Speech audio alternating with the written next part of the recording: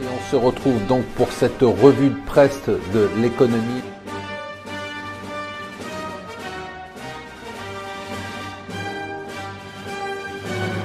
Bonjour et bienvenue sur Mon Financier pour la revue de presse de l'Écho. Nous sommes le vendredi 23 juin. Hier, ce qui était intéressant, c'est de voir Theresa May au sommet européen essayant de jouer une offensive de charme. Elle a avancé sur le plan qu'elle présentera lundi, en indiquant qu'elle était prête à donner aux citoyens européens qui vivaient en Grande-Bretagne de façon durable les mêmes droits que les Britanniques. C'est une avancée considérable et qui montre surtout qu'elle est complètement perdue, qu'elle qui était en train de défendre un hard Brexit devant les Européens qui sont fermes et unis, bien, se retrouvent totalement désemparés. Elle n'a même plus une base de soutien depuis les législatives qui ont été ratées. Et donc, on sent très bien qu'il se passe quelque chose. D'ailleurs, le Financial Times nous dit que tous les scénarios sont sur la table.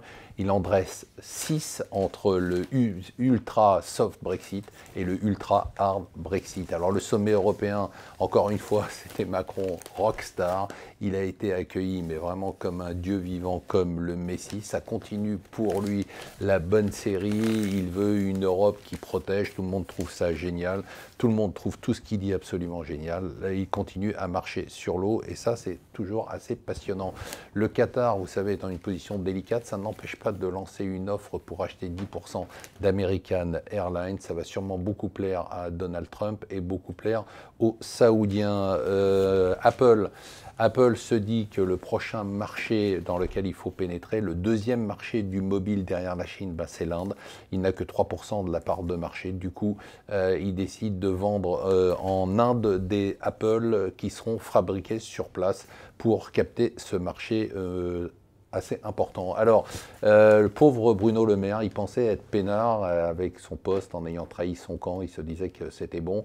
Eh bien voilà qu'on va lui coller un secrétaire d'État, un des plus proches d'Emmanuel Macron, qui sera son secrétaire d'État sans attribution précise. En fait, ça sera son double. Il va le suivre partout, il va le contrôler, il va voir tout ce qu'il va faire et puis surtout dès qu'il va chuter ou déraper et qu'on devra le remplacer, eh bien il y aura tout de suite son double pour le remplacer. C'est quand même assez bien joué. Et enfin, comme c'est l'été, c'est un sujet qui me touche particulièrement.